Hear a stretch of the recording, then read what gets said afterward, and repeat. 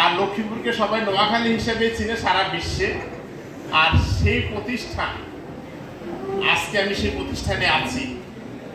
যখন আপনাদের সিনিয়র ভাইরা বলে যে স্যার এটা আমার নোয়াখালী টেক্সটাইল, স্যার এই সিভিটা ভালোভাবে দেখেন, তখন সিভি দেখার চাইতেও আপনাদের প্রতি যে ভালোবাসা, সেটার বহিঃপ্রকাশ সবচেয়ে বড়।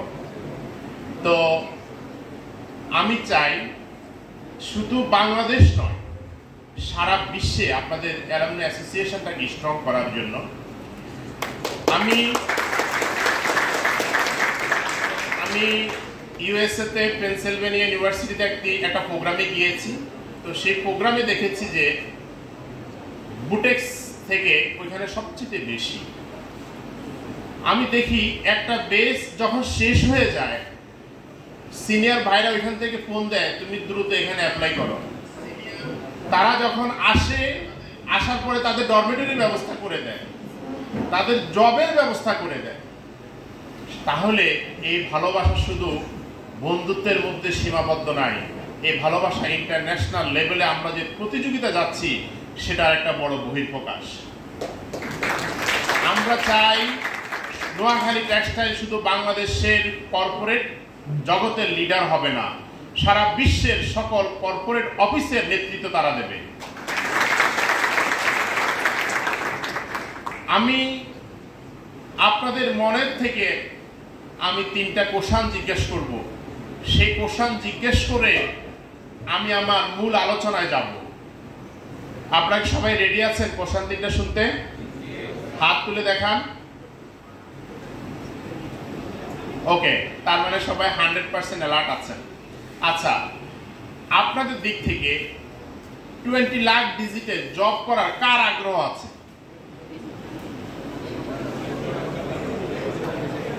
অনেকে ভয়ে হাত তুলছেন, এত বড় ডিজিটে কি চাকরি সম্ভব? আচ্ছা, 10 লাখ ডিজিটের কারা আছেন?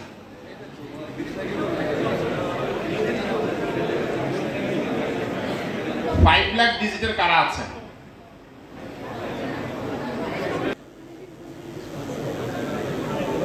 আচ্ছা, আপনাদেরকে আপনার কাছে কি সম্ভব, এটা আপনাদের চিন্তা চেতনায় আপনারা যদি বলেন আমি প্রশ্নটা পাস করে দিতে পারি।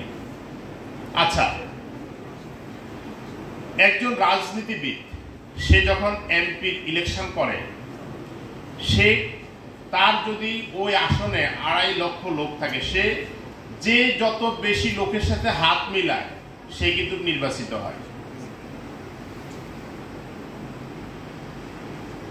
বাংলাদেশের আমি যদি বলি কর্পোরেট জগতে বেক্সিমকো, প্রাণ, অনেক বড় বড় কোম্পানি আছে, তাদের শ্রম কি আপনারা জানেন?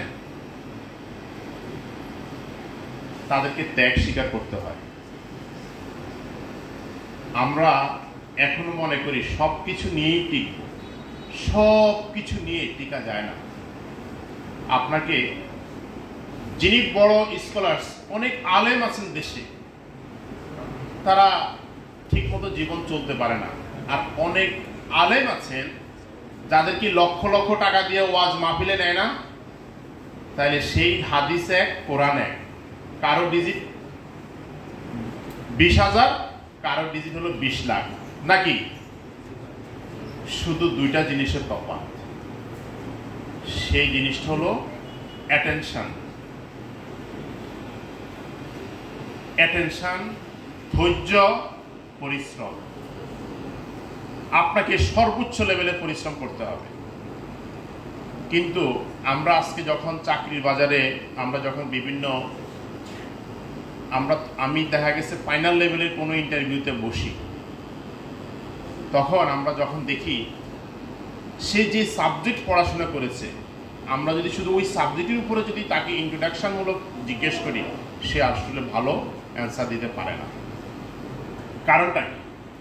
আমি আপনাদেরকে আজকে বলবো, জীবনের একটা সেকেন্ড সময় নষ্ট করবেন না যদি আপনি 20 লাখ টাকার ডিজিটে যেতে চান। গতকাল পর্যন্ত যা অর্জন করেন নাই, আজকে থেকে সেটা শুরু করে দেন। আপনারা যারা R&D তে জব করেন, এখানে যারা আছেন সবাই R&D তে জব করতে হবে, কারণ R&D জব ছাড়া টেক্সটাইল জগৎ জিরো। প্রোডাকশনে যেতে গেলেও R&D লাগবে, মার্কেটিং এ যেতে গেলেও R&D লাগবে। R&D means research and development. তাহলে রিসার্চ অ্যান্ড ডেভেলপমেন্টটা কি বলেন তো?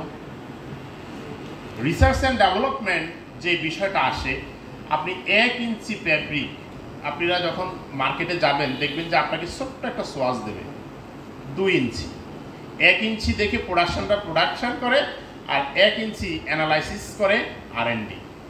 আসেন ওই 1 ইঞ্চির মধ্যে সে এখানে ক্যালকুলেশন করে আমার কয়টা সুতা আছে, কোন কাউন্টে সুতা আছে, কি টাইপের আছে, কি কেমিক্যাল ব্যবহার করেছে, কি ডাইস ব্যবহার করেছে, কত পার্সেন্ট রেড, কত পার্সেন্ট ইয়েলো, কত পার্সেন্ট গ্রিন, কাউন্ট রেঞ্জ কি, cotton, poly, nylon, elastane, lots of things. কয় সেন্টিমিটার থেকে? আচ্ছা, আমি 20 লাখ টাকা সে ভাইদেরকে বলি, ওই 1 ইঞ্চি ফ্যাব্রিকটা নিয়ে যেভাবে গবেষণা করেছে, আপনি কি আপনার বইটা ওইভাবে কি গবেষণা করে প্রতিটা লাইন কি পড়েছেন? হয়তো বা কেউ পড়েছেন, সেই পাবেন 20 লাখ টাকা ডিজিটে।